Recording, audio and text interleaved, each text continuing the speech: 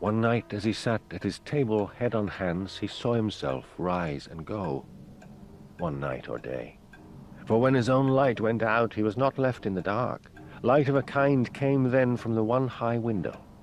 Under it still the stool on which, till he could or would no more, he used to mount to see the sky. Why he did not crane out to see what lay beneath was perhaps because the window was not made to open, or because he could or would not open it. Perhaps he knew only too well what lay beneath and did not wish to see it again. So he would simply stand there, high above the earth, and see through the clouded pane the cloudless sky. Its faint, unchanging light, unlike any light he could remember from the days and nights when day followed hard on night and night on day. This outer light then, when his own went out, became his only light, till it in its turn went out and left him in the dark. Till it in its turn went out. One night or day then, as he sat at his table, head on hands, he saw himself rise and go. First rise and stand, clinging to the table, then sit again, then rise again and stand, clinging to the table again, then go, start to go, on unseen feet start to go, so slow that only change of place to show he went, as when he disappeared, only to reappear later at another place, then disappeared again, only to reappear again later at another place again. So again and again disappeared again, only to reappear again later at another place again. Another place in the place where he sat at his table, head on hands. The same place and table as when Darley, for example, died and left him. As when others too in their turn, before and since.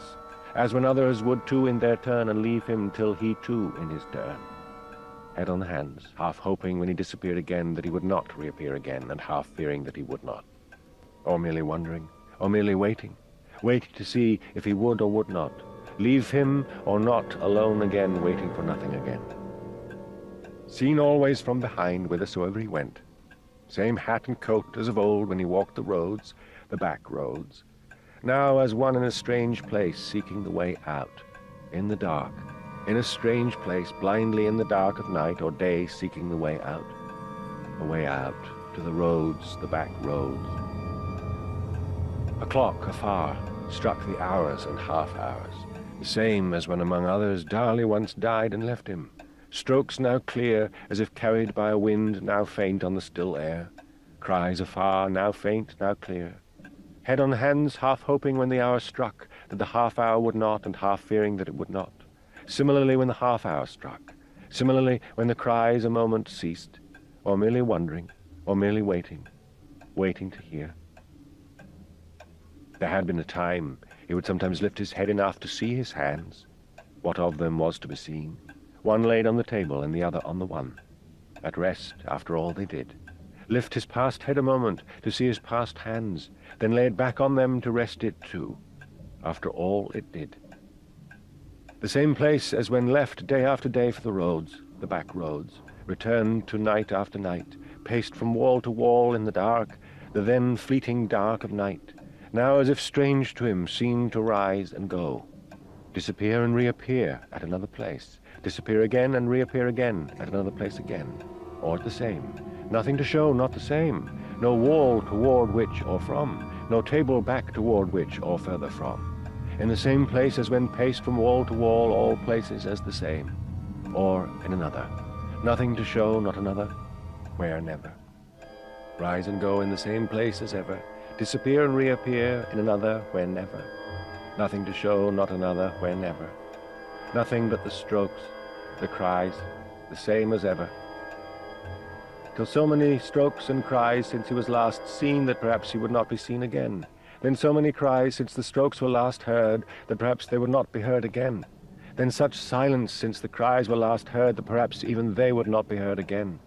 Perhaps thus the end, unless no more than a mere lull. Then all as before, the strokes and cries as before, and he as before, now there, now gone, now there again, now gone again. Then the lull again, then all as before again, so again and again, and patience till the one true end to time and grief and self and second self his own.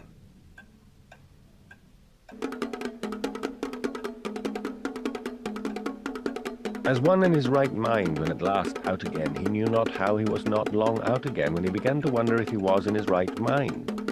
For could one not in his right mind be reasonably said to wonder if he was in his right mind, and bring what is more his remains of reason to bear on this perplexity in the way he must be said to do, if he is to be said at all? It was therefore in the guise of a more or less reasonable being that he emerged at last, he knew not how, into the outer world, and had not been there for more than 6 or 7 hours by the clock, when he could not but begin to wonder if he was in his right mind. By the same clock, whose strokes were those heard times without number in his confinement, as it struck the hours and half-hours, and so in a sense at first a source of reassurance, till finally one of alarm, as being no clearer now than when in principle muffled by his 4 walls. Then he sought help in the thought of one hastening westward at sundown to obtain a better view of Venus, and found it of none. Of the sole other sound, that of cries, enlivener of his solitude, as lost to suffering, he sat at his table, head on hands, the same was true. Of their whenceabouts, that is, of clock and cries, the same was true, that is, no more to be determined now than as was only natural then. Bringing to bear on all this his remains of reason, he sought help in the thought that his memory of indoors was perhaps at fault, and found it of none. Further to his disarray, his soundless tread, as when barefoot he trod his floor. So all ears, from bad to worse, till in the end he ceased, if not to hear, to listen, and set out to look about him. Result, finally, he was in a field of grass, which went some way, if nothing else, to explain his tread, and then a little later, as if to make up for this, some way to increase his trouble. For he could recall no field of grass from even the very heart of which no limit of any kind was to be discovered, but always in some quarter or another some end in sight, such as a fence or other manner of bourne from which to return. Nor, on his looking more closely to make matters worse, was this the short green grass he seemed to remember eaten down by flocks and herds, but long and light grey in colour, verging here and there on white. Then he sought help in the thought that his memory of outdoors was perhaps at fault, and found it of none. So all eyes, from bad to worse, till in the end he ceased, if not to see, to look about him, or more closely, and set out to take thought. To this end, for want of a stone on which to sit like Walter and cross his legs, the best he could do was stop dead and stand stock still, which after a moment of hesitation he did, and of course sink his head as one deep in meditation, which after another moment of hesitation he did also. But soon, weary of vainly delving in those remains, he moved on through the long hoar grass, resigned to not knowing where he was, or how he got there, or where he was going, or how to get back, or whence he knew not how he came. So on, unknowing, and no end in sight. Unknowing, and what is more, no wish to know, nor indeed any wish of any kind, nor therefore any sorrow, save that he would have wished the strokes to cease, and the cries for good, and was sorry that they did not. The strokes now faint, now clear, as if carried by the wind, but not a breath, and the cries now faint, now clear. 3. So on, till stayed, went to his ears from deep within, oh how, and here a word he could not catch, it were to end where never till then. Rest then before again, from not long to so long, that perhaps never again, and then again faint from deep within, oh how, and hear that missing word again, it were to end where never till then. In any case, whatever it might be, to end and so on, was he not already, as he stood there all bowed down, and to his ears faint from deep within again and again, oh how something and so on, was he not so far as he could see already there where never till then? For how could even such a one as he, having once found himself in such a place, not shudder to find himself in it again, which he had not done, nor having shuddered, seek help in vain in the thought so called, that having somehow got out of it, then he could somehow get out of it again, which he had not done either? There then all this time, where never till then, and so far as he could see in every direction when he raised his head and opened his eyes, no danger or hope, as the case might be, of his ever getting out of it. Was he then now to press on, regardless now in one direction and now in another, or on the other hand stir no more, as the case might be, that is, as that missing word might be, which if to warn such as sad or bad, for example, then of course in spite of all the one, and if the reverse, then of course the other, that is, stir no more. Such and much more, such the hubbub in his mind so called, till nothing left from deep within, but only ever fainter, oh, to end. No matter how, no matter where, time and grief and self so called, oh, all to end.